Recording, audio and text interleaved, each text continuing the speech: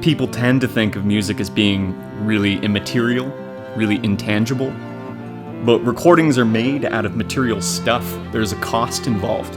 Especially when you're fixated like I am on wanting to put your music out into the world on some kind of physical format.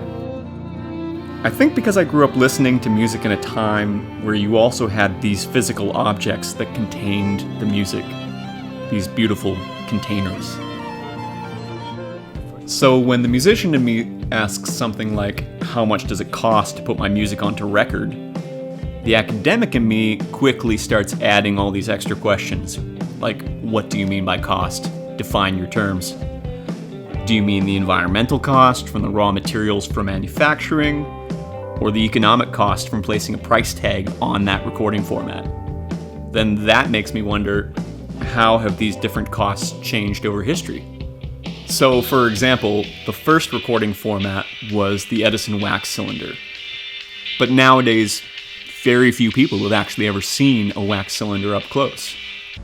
Now, what's interesting to me as an academic is that we can get data on the average salaries of a US citizen. We can adjust for inflation and then get data on the price of cylinders and 78s in those years and calculate what percentage of their weekly income people were actually willing to pay for the luxury of listening to recorded music in the years when those formats were dominant. Then you can apply that same method for other formats, and you can plot this very clear and gradual decline in how much people were willing to pay for recorded music over time. We're living in this age right now where the economic cost of music has never been lower. While on the other hand, the environmental cost of that listening has never been higher.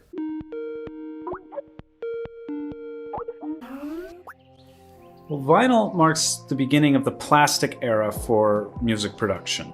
And vinyl records are made of trace amounts of all kinds of different chemicals, but the main ingredients are PVC and a copolymer of PVC and something called polyvinyl acetate. So we're getting into chemicals now which sound like they are definitely not natural, definitely potentially more environmentally hazardous. So are things any better with cassettes or CDs? Well, cassettes and CDs are also both made of plastic, basically. In 1988, which is the peak of cassettes, the industry consumed over 35 million kilograms of plastic. Plastic is produced from petroleum, so a fossil fuel derived material.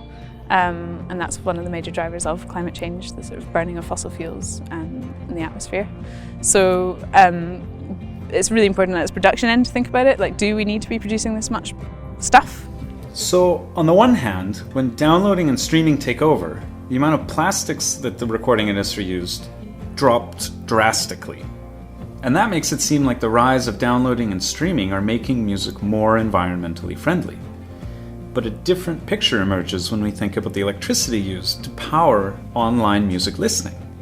Even our most conservative estimates of the carbon dioxide equivalents released from music recording show an increase in the years surrounding today.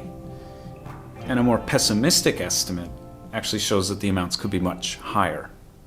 So this idea of the social aspects of music in terms of how one values, the fact that we now have a small solid state object which could encompass every single piece of music that's ever been written. Does that mean that you don't value that the same way as when you had half a dozen or a dozen wax cylinders back in 1926 and they were your pride and joy and these were songs which really meant something to you?